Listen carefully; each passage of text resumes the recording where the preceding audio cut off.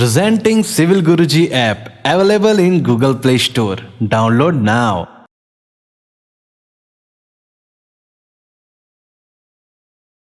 Hello engineer, welcome to the world of civil Guruji. मैं engineer Kamlesh Kumar Shukla आपका स्वागत करते हैं हमारे नए वीडियो में। इंजीनियर साहब अपने नाम बताएं पहले। सर मेरा नाम कविल सिंह कटायत है। हाँ जी। और मैं यहाँ देहरादून ब्रांच से अपना 2 मंथ की फिजिकल ट्रेनिंग पूरी कर रहा हूँ। चलिए मैं आप लोगों के लिए आज कुछ टॉपिक्स घर से तैयार करके लाया हूँ जो मैं आप लोगों को पूरे बताऊंगा, अच्छे से समझाऊंगा। जो भी डाउट होगा वो कमेंट में नीचे लिखिएगा। तो आज हम स्टार्ट करते हैं अपना plinth level. Plinth level basically हमारे एनजीएल से ऊपर दिया जाता है। एनजीएल बोले तो नेचुरल ग्राउंड लेवल, और इससे ऊपर हम प्लिंथ लेवल को इसलिए देते हैं क्योंकि कभी कभार नाले का पानी और बारिश का पानी हमारे घर में ना घुस सके, इसलिए हम अपने घर को एनजीएल से थोड़ा ऊपर उठाते हैं। और ये प्लिंथ हाइट हमारे ड्राइंग में दी गई रहेगी, उसी के अकॉर्डिंग आपको चलना है। हमारे केस में हमारी प्लिंथ हाइट दे रखी है 900 mm।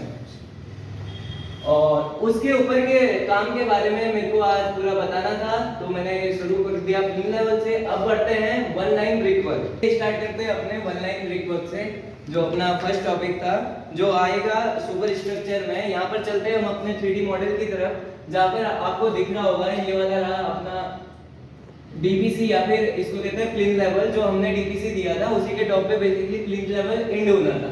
उसके ऊपर सबसे पहले देते हैं हम वन लाइन ब्रिक वर्क, जो कि हमारा टॉपिक है। और वन लाइन ब्रिक वर्क के ऊपर आएगी फिर से डीपीसी। ये वन लाइन ब्रिक वर्क और ऊपर डीपीसी देने का मेन रीजन ये है कि जैसे हम अपने फ्लोर पे वो करेंगे, पोछा लगाएंगे या फिर वाटर का कुछ भी काम करेंगे, उसको ऊपर दीवार में सीपेज ना बढ़ने दे, इसलिए हम वन लाइन ब्रिक वर्क लगा के उसके ऊपर डीपीसी लगा देते हैं।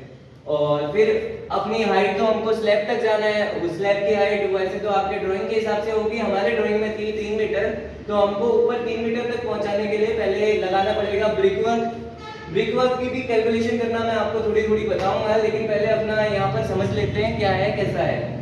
और उसके ऊपर दिया जाता है अपना ये रहा, इसको कहते हैं सील बैंड। सील बैंड दिया जाता है विंडोज के बॉटम को, जो दिया जाता है वो विंडोज के सील लेवल पे दिया जाता है, जिसके ऊपर से हमारी विंडोज स्टार्ट होती हैं।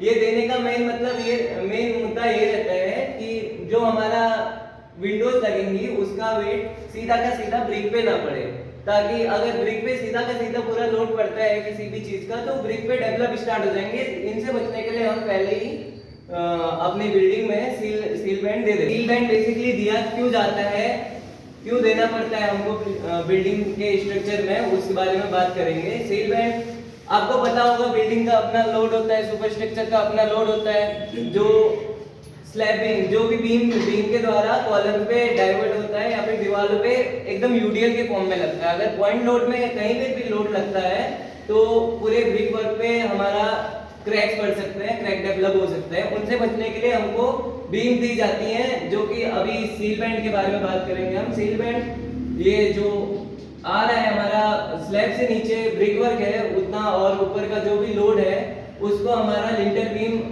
यूडीएल के फॉर्म में ले रहे हैं, और कॉलम्स कुछ हिस्सा कॉलम्स के लोड नीचे ग्राउंड लेवल तक पहुंच जा रहा है और कुछ ब्रिक वर्क पे आ रहा है। और ब्रिक वर्क सीधा देख रहे होंगे यहाँ पर खाली स्पेसिंग बची है। ये खाली स्पेसिंग पे अगर हम यूडीएल का नहीं करेंगे तो ये यहाँ पर पॉइंट लोड लगाएगा, समझ पा रहे होंगे आप। और इस पॉइंट लोड को दूर करने के लिए हम यहाँ पर बीच में सील बैंड दे देते हैं, जिससे कि हमारा वो पॉइंट लोड ना रहे, वो यूडीएल की तरफ पूरे कॉलम से नीचे पहुंचे। जैसा कि आपने देखा अभी तक हमने किया था अपना काम सील बैंड तक, ये रहा हमारा सील बैंड। और उसके ऊपर जो पड़ रहा है, जो आपको बीम दिख रही होगी, उसको कहते हैं लिंटर बीम। लिंटर बीम भी सेम काम होता है, जितनी भी बीमें होती है सबका सेम ही काम होता है। उनको लोड को, आने वाले लोड को यूडीएल के फॉर्म में बदल के कॉलम से सीधा सबस्ट्रक्चर तक पहुंचाना, नीचे सॉइल तक पहुंचाना।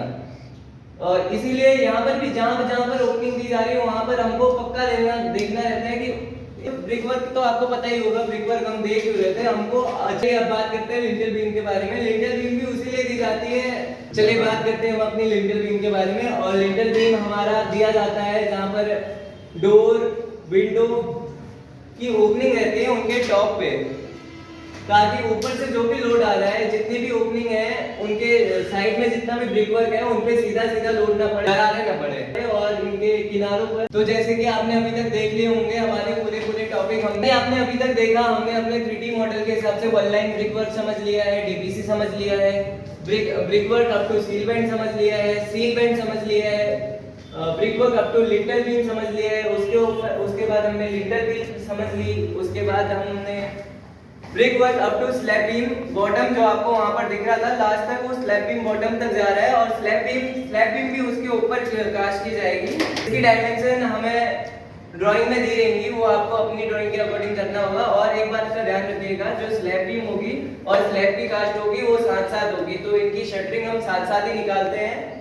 जो भी कंक्रीटिंग का एस्टिमेट निकालेंगे वो स्लैब बीम और स्लैब का साथ ही में निकालते हैं।